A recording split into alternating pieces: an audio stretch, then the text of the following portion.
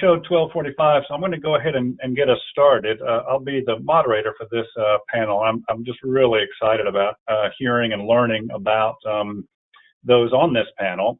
So what I'm going to do is just do a brief introduction, about 5 minutes, tell you a little bit about the session, the objectives, introduce the panelists very briefly, tell you just a little bit about the research that myself and our research team have underway relative to buyouts and resettlement, but then more importantly, turn it over to the panel. And we have a series of questions we'll pose to them, and then there'll be time for a question and answer afterwards.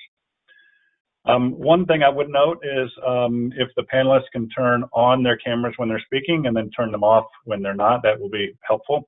And what we've asked the panelists to do, each panelist will speak for just 2 to 3 minutes, a very brief overview of what they're doing in this space. But we're going to dedicate over 50 minutes, if you will, to a series of posed questions to the panel. And then we'll have some time to talk a bit about or ask questions and field them from all of you. And I encourage you to post your questions in the chat, and I'll take those and screen them and organize them as best we can. So just to give you a quick overview, the session objective is tied to highlighting lessons learned, but also those perhaps that we're not learning relative to the acquisition of hazard-prone housing, often referred to as buyouts, and how that links to issues associated with managed retreat and resettlement, and how this information could perhaps inform those policies that already exist or those that are emerging at the national, state, and local levels. You know, we're really excited about the panelists. I know many of them quite well. They're doing amazing work. And I think one of the things that's interesting about this panel is we will have perspectives from applied research, from the international community, for example, New Zealand, also the state level, and trying to understand and think through issues at the local level. And so I think it's going to be an interesting panel. So our first speaker, and I'm going to introduce them briefly in order, and then they'll each have time to tell you a little bit more about themselves. So Dr. Catherine Mock is an associate professor at the University of Miami, and she will be speaking to you about a lot of the applied research that she's doing.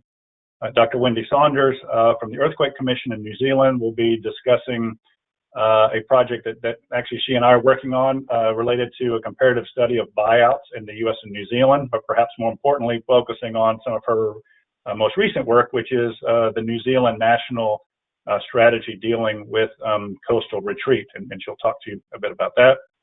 Dr. Amanda Martin, who leads the Office of Recovery and Resiliency, will be looking and talking about state perspectives and the work that the state is doing to address perhaps issues not addressed by federal programs and so forth. And Carlos Olmedo from the Puerto Rico Department of Housing will be talking to us about the issues and grants management opportunities and challenges that he's finding on the ground in Puerto Rico. The last thing I'll note before we jump into the session is just some of the work that we have underway tied to buyouts and resettlement. One of the issues we're looking at, and I may sprinkle some comments in throughout our discussion if it fits. We are looking at we've done a national survey of the role of states and territories in building the capacity of local governments to implement hazard mitigation assistance grants, which is relevant, of course, to buyouts and resettlement. We're currently engaged in a study that's looking at what factors lead to innovative buyouts. There's a lot of literature out there on the challenges and issues of buyouts, but we're looking at innovation from two perspectives. One are what are the internal determinants or those factors that could lead to innovation, like wealth or experience. But we're also looking at what we call the policy diffusion literature, the degree to which local governments are sharing that information with others to help inform one another when they're dealing with buyouts. And that's just getting, that's actually underway. The final two elements I'll mention is we're also working on an open space management guide to assist communities think through thoughtful uses of the land post-buyout, blending policy and design alternatives, linking policy with landscape architecture, and land use planning.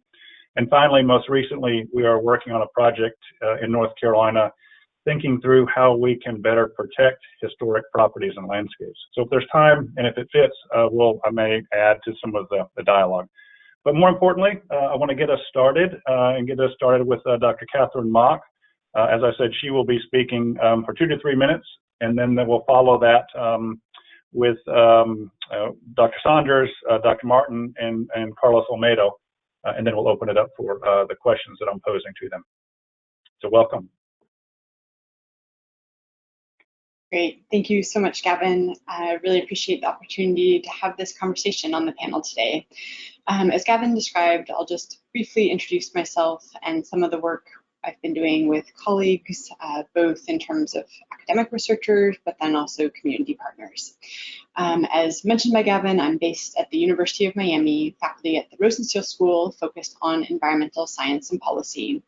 And perhaps also relevant to some of the conversations we'll be having today, I've participated very deeply in some of the global efforts to figure out state of knowledge on the climate challenge through the Intergovernmental Panel on Climate Change, as well as our domestic counterparts in the National Climate Assessment.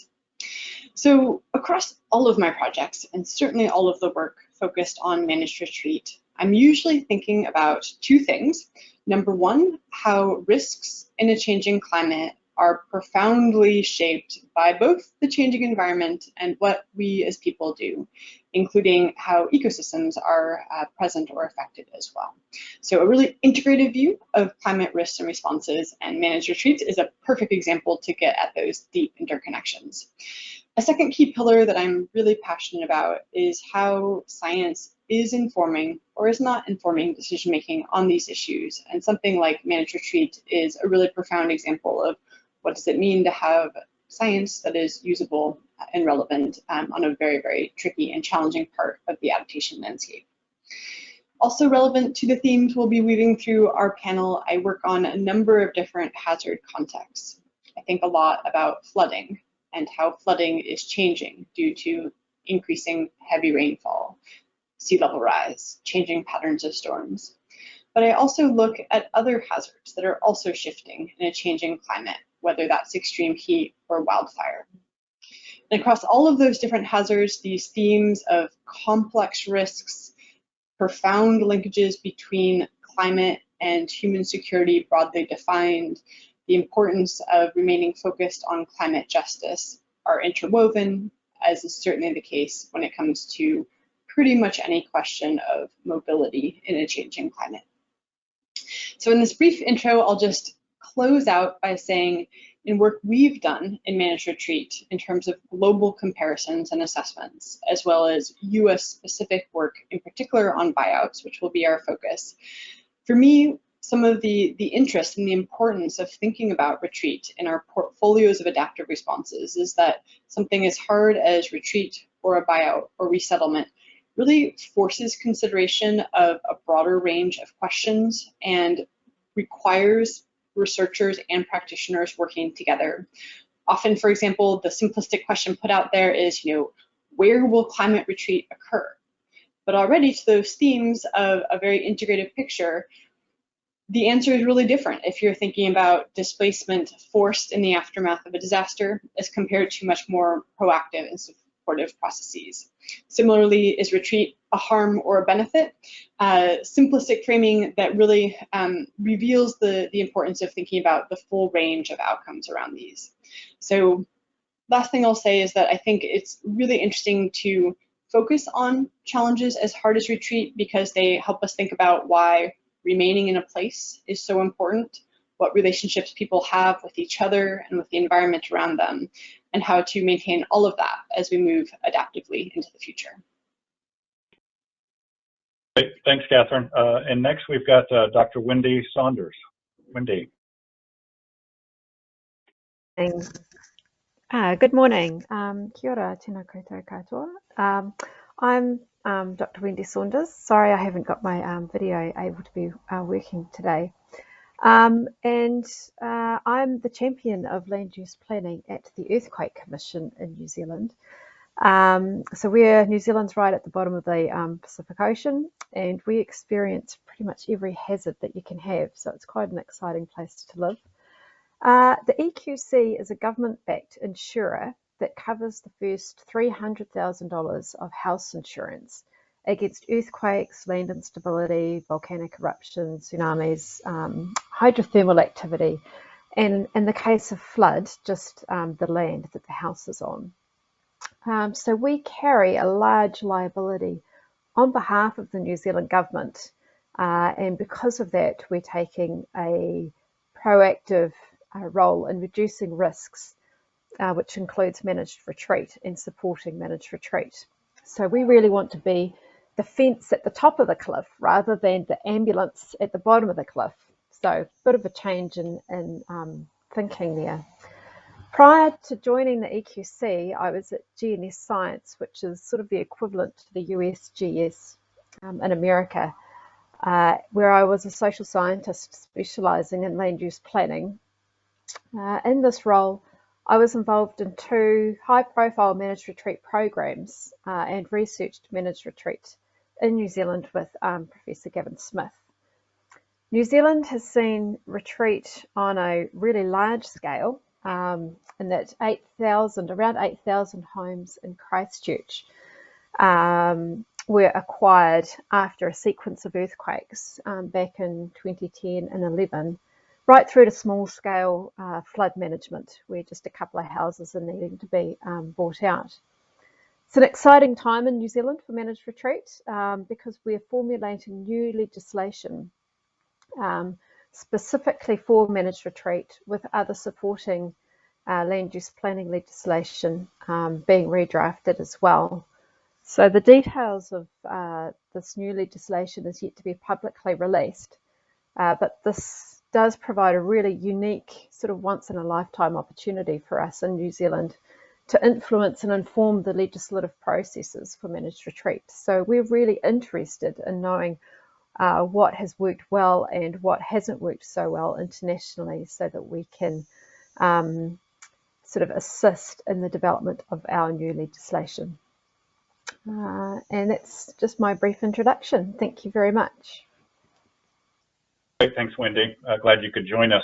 And our next panelist is Dr. Amanda Martin. Amanda, welcome. Thank you. Good afternoon, everyone. My name is Amanda Martin. I am the Chief Resilience Officer for the state of North Carolina. I work at the North Carolina Office of Recovery and Resiliency. My background is in urban and environmental planning and policy. I've been working in this field for about 15 years now, but I spent some of those 15 years doing a PhD, which is how I met Gavin in the first place. And I was really interested, and I have always been passionate about those issues that are at the intersection of community development, equity, and climate adaptation. That's what I had been doing previously, and I came to my PhD wanting to find some piece of that work that I could really dig into. And the North Carolina story was so interesting to me. I learned, so I'm not from North Carolina, I'm actually from the Northeast. But I came here in 2014, and I learned that there was a small historic African-American community in eastern North Carolina that had been really badly flooded in 1999 after Hurricane Floyd that we experienced in North Carolina. And I learned that they had been offered the chance to completely relocate to a safer location, and that the community had declined that offer. And I thought that was my intellectual motivation for my entire PhD, because I was like, wow, I'm really interested to understand what all is going on there. So I wrote a dissertation on post-disaster buyouts in North Carolina from a community development perspective, looking at how, unfortunately, these buyouts that were conducted, while they reduced flood risk for people living in the floodplain, their long-term impact on community development in those communities was not as positive. And so I explored some of the nuances of that. Today, I work in state government, so in a slightly different role, in a very different role, to be honest, but I'm really passionate about that, where the rubber hits the road piece of academic research and public policy, and how we can make those two spheres of work on managed retreat and on climate adaptation be a little bit closer. In my role today, I support resilience policy and planning across the state and try to do intergovernmental coordination and provide technical assistance. But over in a separate part of my office, we run a strategic buyout program. And so I'll speak a little bit more about that and some of the lessons learned from implementing that program. Thanks. Great. Thanks, Amanda. Fantastic. So last but certainly not least, we'll hear from Carlos Olmedo. Can you hear me? Can you hear me? Yes? Yes, I can hear. This is Gavin. Yes, I can hear you. Yep, thank you. Oh, nice, thanks. My name is Carlos Olmedo. I lead the planning division for the HUD CDBDR program at the Puerto Rico Department of Housing. I have a BA in coastal marine biology, a master in planning, environmental and urban planning. And for good or worse, I'm also a lawyer. For the past few years, at the Puerto Rico Department of Housing, we have been working in the designing process and the planning process of at least 3 different relocation programs. One is the single family housing mitigation program. The program was designed to address voluntary relocation. All of our programs are voluntary relocation of families' properties located in high-risk areas. The rebuild or repair homes. If there is a home that requires to be rebuilt or repaired, and the cost of those repairs go over a trench, and also the location of the property is the property is located on a high-risk area, that property can qualify to be relocated. Also, we have a situation here in Puerto Rico that the majority of our houses are concrete houses, so we cannot like elevate homes like in the state. That is easier. So in that case, in those cases, we also there's a qualification process to relocate properties that needs to be elevated. In that case, we don't have the minimum award is based on cost, the cost reasonable, the reasonableness of the cost. Sorry for that. And the maximum awards are between 185,000 and 265,000 if there is a relocation need. So it's a very expensive program. The second one is the multi-sector community mitigation program. It's very similar to the previous one, but in this case, it's for the whole community or big part of the community. The idea is to promote the relocation of the complete neighborhood. For this program, this program will be a competitive program, so communities will have to participate in a competitive process, and it's also voluntary. So there is no minimum award, but the maximum is $100 million per community. And we also have another, the most recent one is a Reconstruction and Relocation program for homes that were affected after a series of earthquakes that we had during 2020 and 2021. We have some families have been relocated, but we haven't launched officially a relocation program. We expect to do it during this year. We have been having meetings and with other state and federal agencies and community leaders and community-based organizations in order to understand this process and their needs and to design the best program possible, which is really hard. I think that's all. I think, Carlos, that's plenty. I think you've got a full portfolio, so we look forward to hearing your comments. So the one thing I would ask is if folks could now turn your cameras on, and we're going to have an open discussion.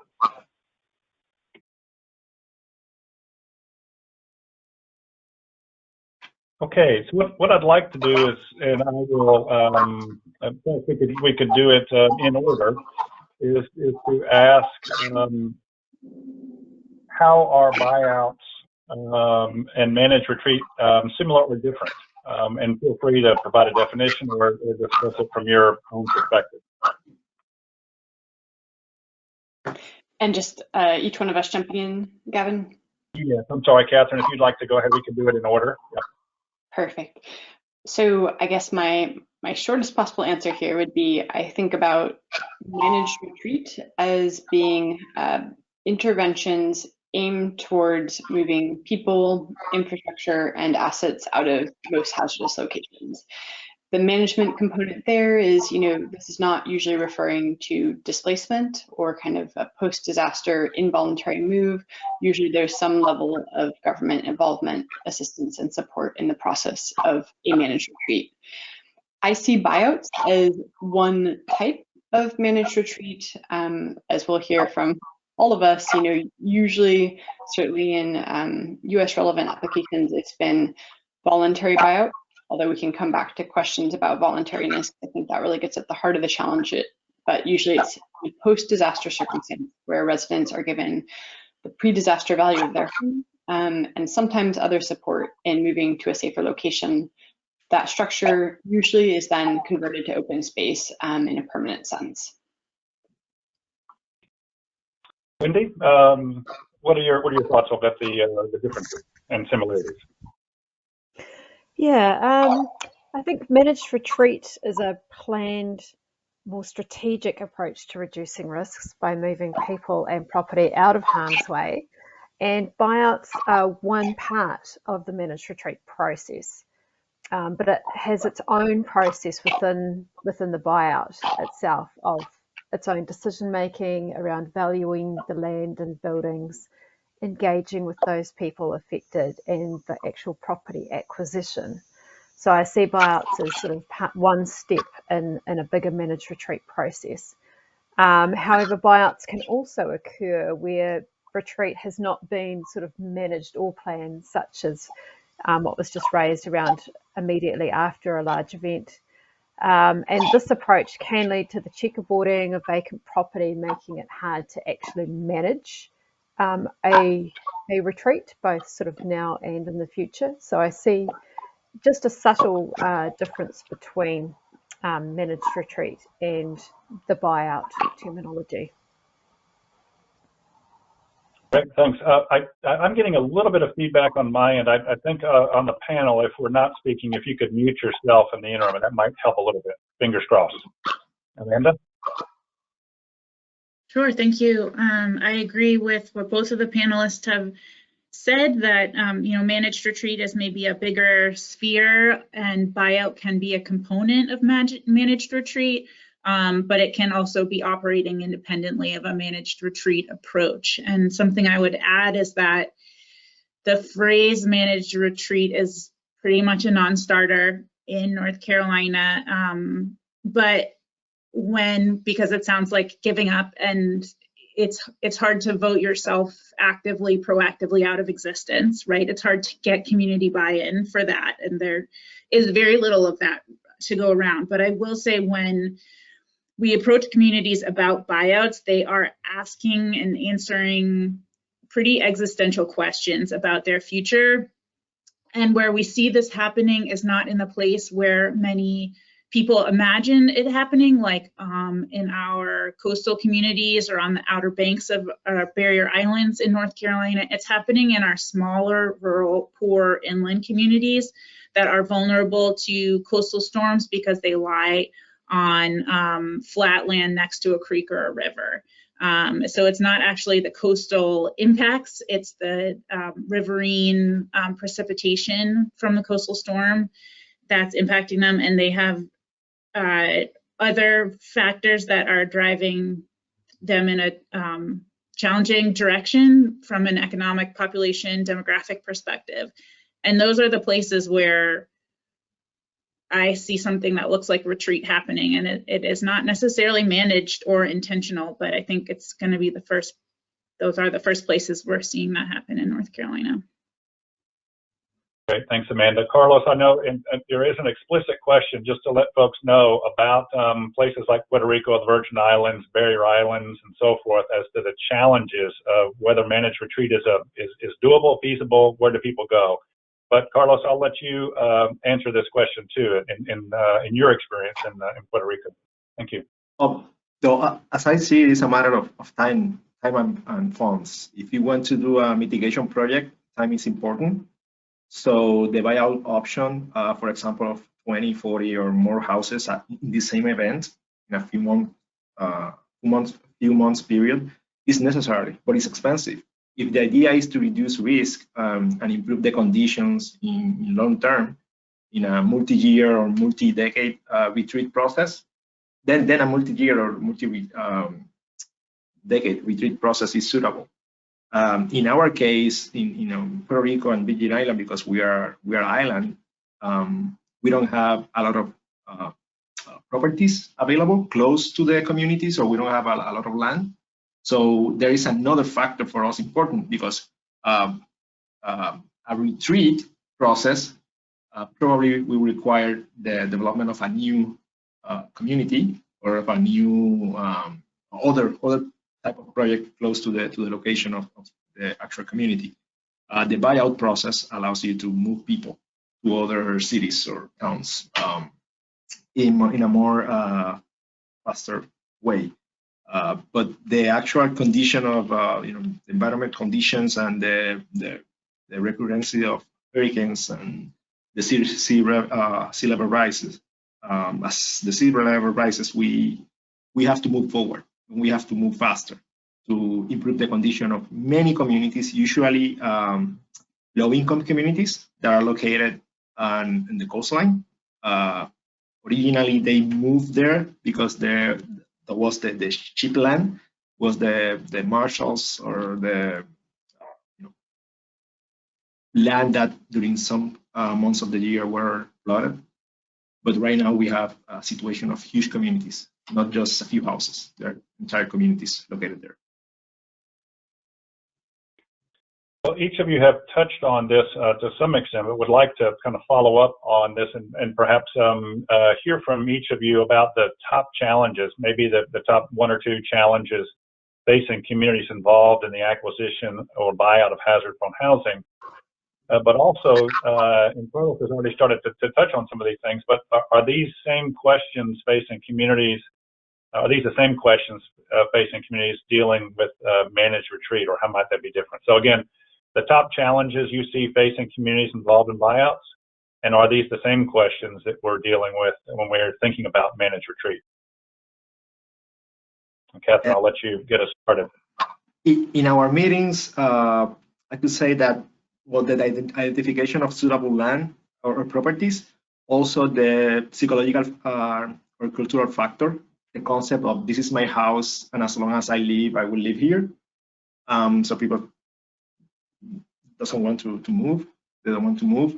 There is something that we call in Spanish red de apoyo comunitario. It's something like a community support network, and many people receive help or some kind of support from their neighbor. And the relocation of them may affect that support of that network. And another thing is that usually people do not trust the government and government programs. So they believe that the government is relocating them to build hotels or use the land for other things. So we have to work on that. Right. Catherine, what are your thoughts? Some of the top challenges, and are they similar or different? Yeah, and I think we are floating many of them very rapidly here. And, Gavin, where you started, that in a way, kind of the question moving forward is, how can we learn from these challenges, the best innovations happening now, and do better? Because there just are immense challenges to learn from.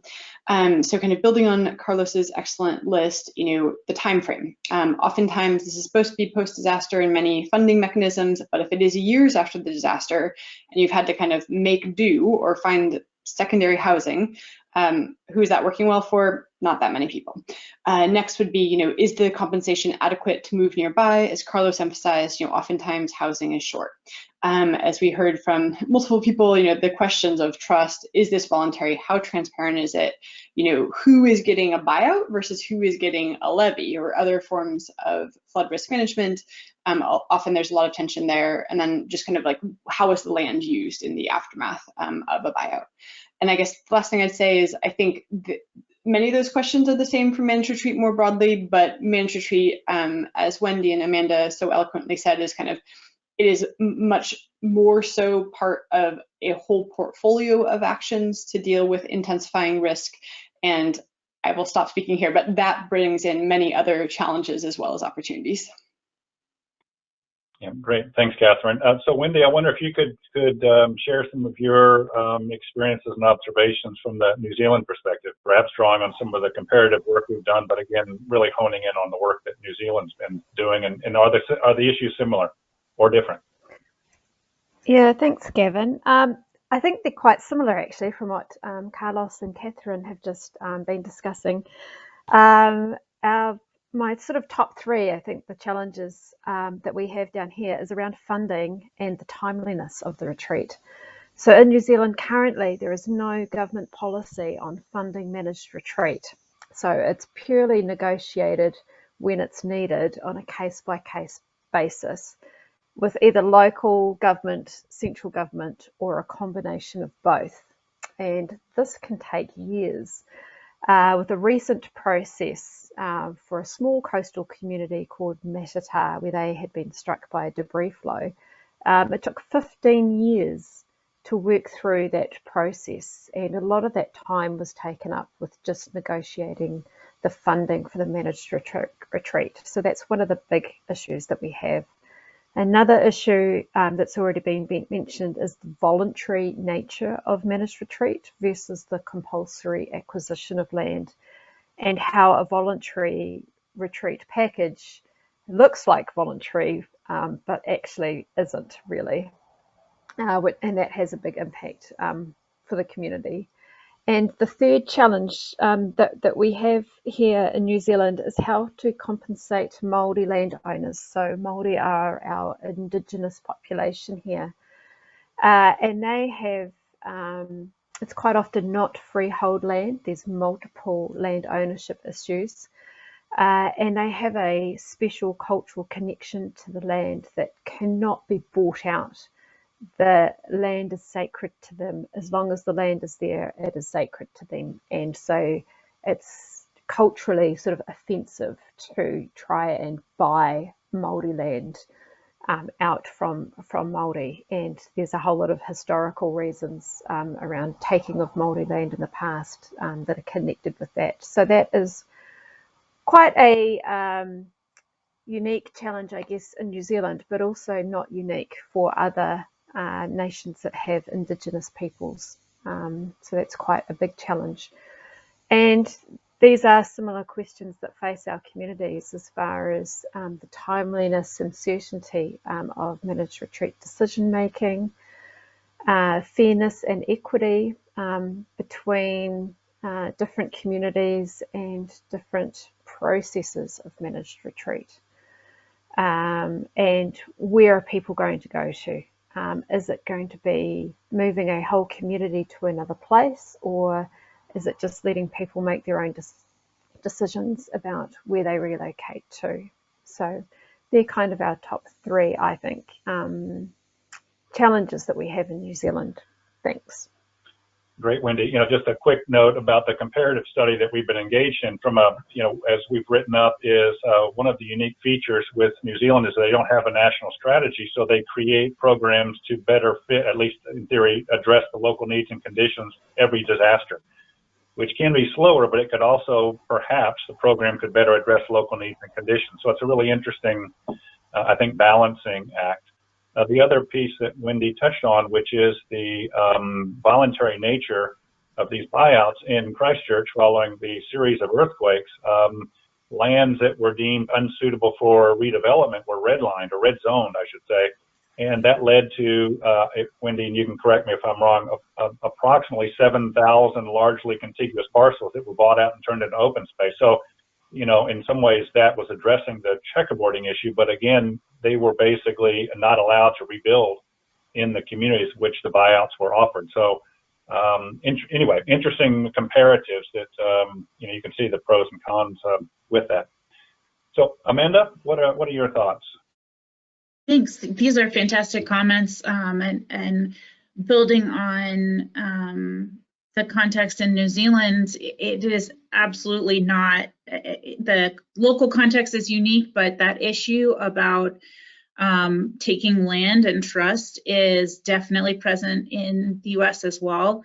As an urban planner, I'm obligated to work in the legacy of some very discriminatory land taking practices. We have a long history of redevelopment for supposedly some greater good, which resulted in taking land often in cities from minority landowners and destroying whole communities. And that's a very long shadow. And to be sure that now our industry knows, now we have a better set of ethics.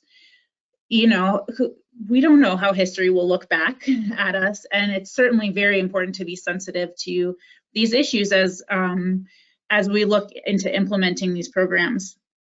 Anyway, I have so many notes on this, but I think that, you know, one challenge for managed retreat is that, so I sit in state government, and we try to stay out of issues of local self-determination. It's just not a good, you know, we wait until things are really bad till the state gets involved if there's major fiscal mismanagement.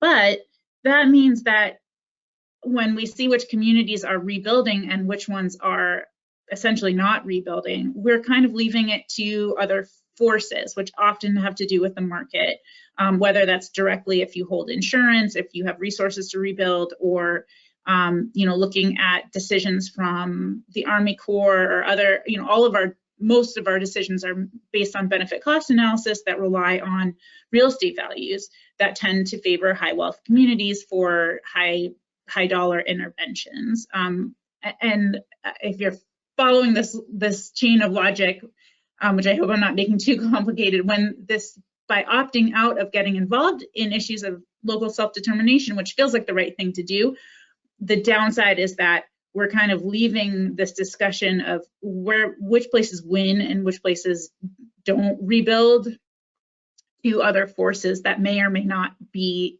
fair or wise or just. So it's a very complicated issue. One other issue I wanted to touch on, because I know it's also present in Puerto Rico, is heirship issues and legal ownership of land, which we've come into a lot.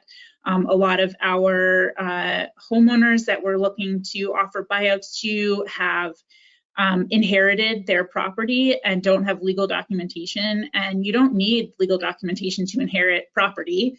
It's perfectly acceptable way to own property, but it becomes very complicated when you want to do something like sell your property. You need to get the signatures of all the heirs, and if it was your great-great-grandma, you might have, 50 second cousins who all of a sudden you need all of their signatures, and that's a big mess. So we have a lot of legal issues around, we call them heir properties. Great. Thanks, Amanda. What I'd like to do is kind of shift the conversation a little bit. And Carlos, you kind of started us in the early conversation, but I'd like to ask another question, and we could start with you, Carlos, is, what do you think are some of the lessons that we can draw from buyout research and practical experience in your case, for example, that should be informing managed retreat policies? And yeah, so why don't we start there? I will say that the most important part is the education, because there is a huge disinformation, and there's also people do not trust government or government programs. We have been having meetings to work on it with community leaders, with legal advisors. We have been having situations with legal advisors where they mind the process because they don't fully understand what we are trying to do here. The reality is that at least in Puerto Rico, we have a unique situation with the CDBGDR funds. We have almost $20 billion for reconstruction and relocation between the DR and mitigation funds. And the opportunity that we have to help communities, by relocation and improve the condition of those families, the housing condition of those families is unique and is now. And if we don't do it now and do it the correct way, this fund have a time limit, sorry. So we have to use it in a good way during the next 6 years, or we're going to lose it, the majority of them, or half of them. So, the educational process, sitting with the communities, listening to them, trying to work around their necessities. What I mentioned about the network, the community network, mostly elderly people. They have this series of neighbors that provide support. So the idea of moving them to a better house, more safe house, but without those, far away from those people, could represent a challenge to the way of life and to the conditions. So I will say that the engineering or planning part is kind of easy to work with. The hard one is the cultural aspects, the psychological aspect of the community. In those cases where we are going we have to relocate 20, 40, 60, 100 houses. And there's no easy step. You have to sit with them, educate them, provide support. I would say that's the main focus that we're having right now. Yeah.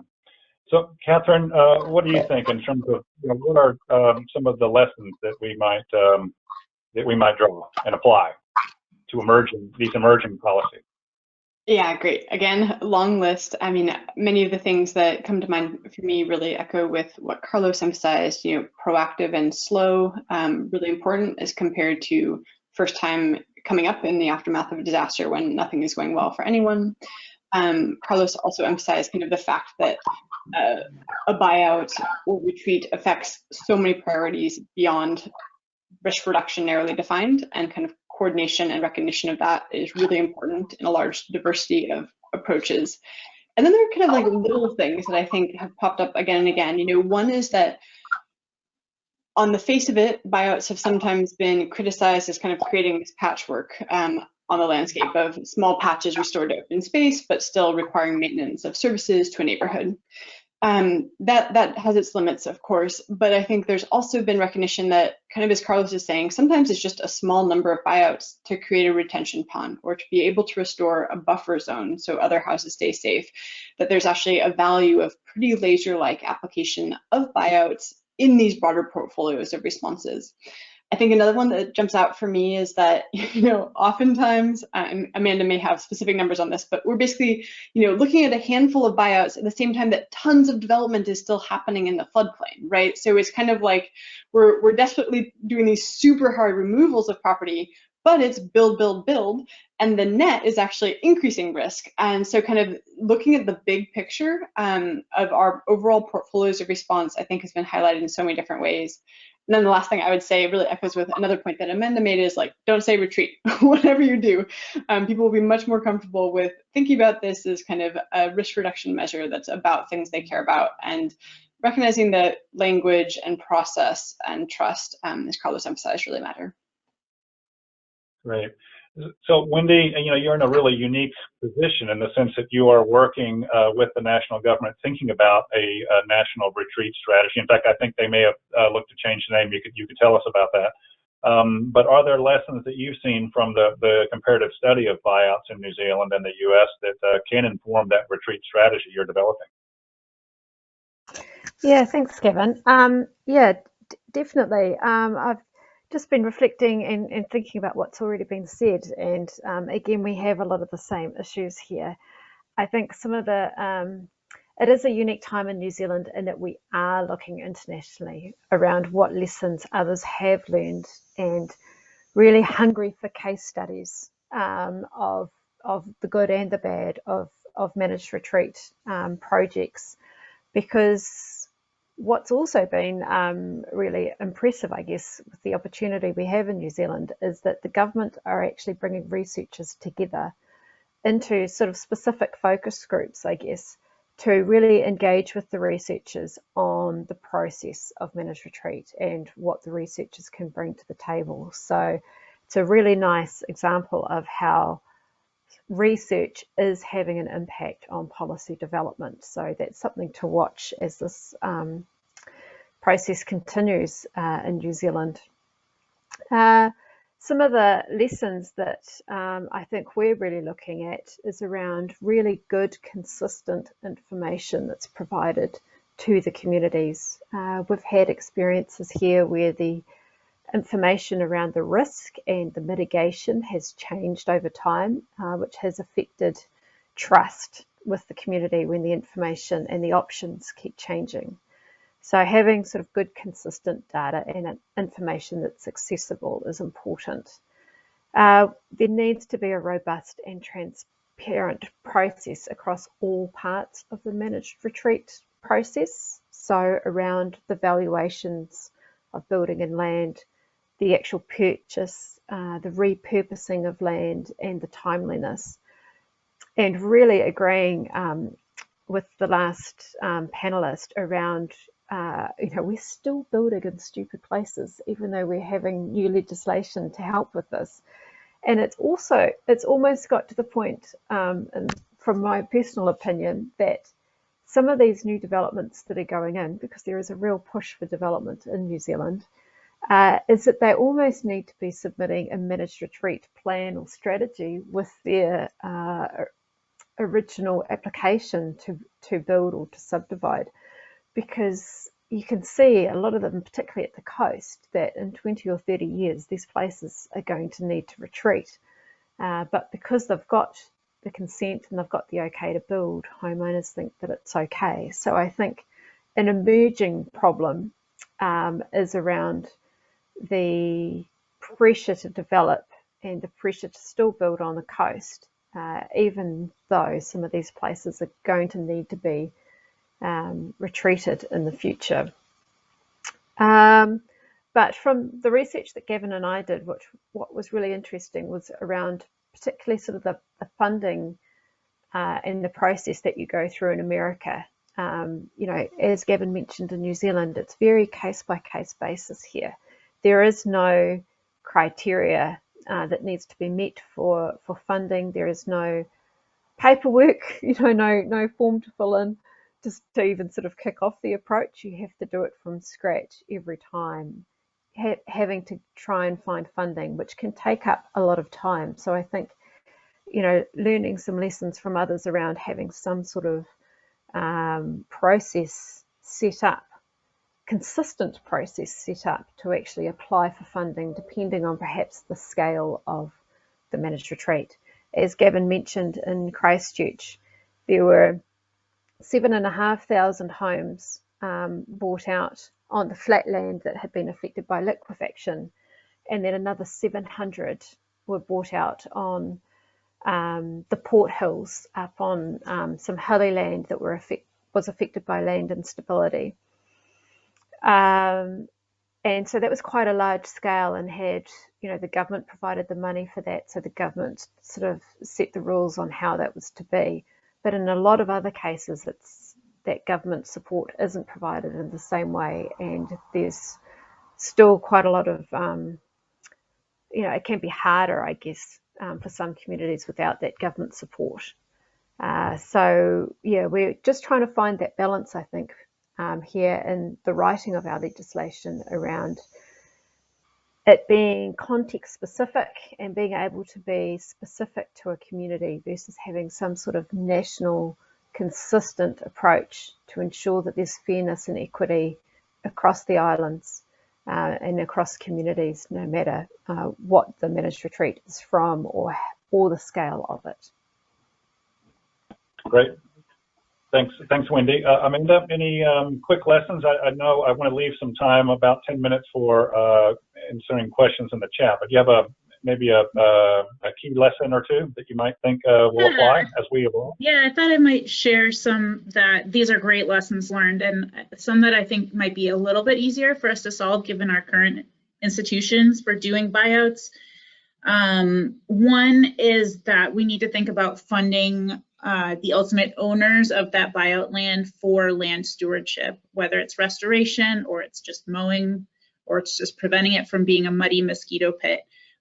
We need to make that part of our package so that it's more attractive to participate in these programs.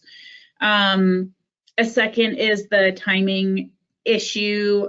We received the same HUD funds that Carlos has talked about, and we do have funds for new housing development, which I think would make it more appealing to participate and interest more communities in relocating to safer locations. But it takes a long time for housing to be built. And so looking at how we might be able to fund some new, especially affordable housing development in a more proactive way before we're looking at a buyout or a post-disaster buyout scenario, I think would really help with the moving into safer locations. And a final lesson learned is really all the lessons that the field of planning and housing have learned about relocation of residents from the experiments in this country with relocating public housing and rebuilding public housing. There's a tremendous amount of research on this topic on what makes for successful relocation. There's a lot of bad examples out there, but there has been a learning process. There has been a public learning curve on how to do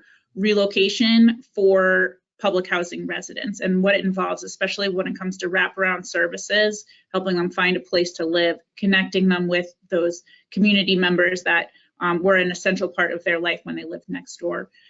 So there's so much that this field can learn that the field of housing has learned the hard way. So there are a few maybe more easier to solve ones. Great, thanks, Amanda. So Carlos, I mean, if you had to, given your perspective from Puerto Rico or places like the Virgin Islands or even Barrier Island communities, is there one lesson that you think you've learned that is that we really need to make sure gets incorporated into this new kind of evolving adaptation and resettlement and retreat strategy in the U.S.? If you had to choose one, what do you think? Well, I'm not sure on how is the community concept in the States, but here in Caribbean communities, they are very close. So it's not so easy as to start a buyout programs and just move a few houses within the community. Part of that process is to educate them and make the whole community part of the process. Many communities here, you have families that live in the same community, different houses but the same community. So moving one member of the families could be also a star situation. So it's more like, as I say, it's not so hard the technical part. It's more hard the human part, the community part, the network of that person or family within its community, his community. I think that's the more complex part. And because of maybe 24 years ago was easier to move people, but now because of the whole culture that we're living, the media access, the access to Facebook, to Twitter, to different things, if you do something wrong in a community, all the other communities will know in real time. So if you have communities in the waiting list and you do something wrong with the first one, all of them will step aside. So it's something that you have to take in mind. This is great, gosh, there's so much to talk about, but I do want to try to get some questions from the chat. And of course, the first question I'll ask is one worthy of an entire panel, but I would ask you to perhaps answer as succinctly as possible. Starting with Catherine is, and I'll distill this question down, is, should we be using a term other than managed retreat? And this deals with everything from colonialism to forcible relocation and the troubling histories in the U.S. and the Caribbean. So what should we call, if we don't call it managed retreat, what should we call it? Maybe just a quick answer from each of you, and then we'll try to get some other questions. Maybe I'll just give one example of this. A number of colleagues from the Netherlands have looked at work on managed retreat, and some of the dialogues I had with them several years ago when attention was kind of ramping up on the topic of managed retreat. And at first, those colleagues said, like, we've never done retreat in the Netherlands. Like, this is totally some US specific and, a handful of other countries across the globe that have done this. And then they thought about it and they're like, actually, we have, and we just have never called it retreat. And it has been so much part of a much bigger process that it worked pretty well. And it worked because it adopted a lot of the best practices that Carlos described of community engagement, slowness, deliberate, proactive approach through time. So that's not an answer, but if you can avoid saying it, maybe people actually can keep their eye on what they do want in the process. Amanda? Oh, I'm sorry, why don't we try Wendy? I'm sorry, we're just going to try to go in order. Wendy, what do you think? What should we call it? And I think you're dealing with this in New Zealand right now. Yes, we are. So originally our Managed Retreat Act was going to be called the Managed Retreat Act.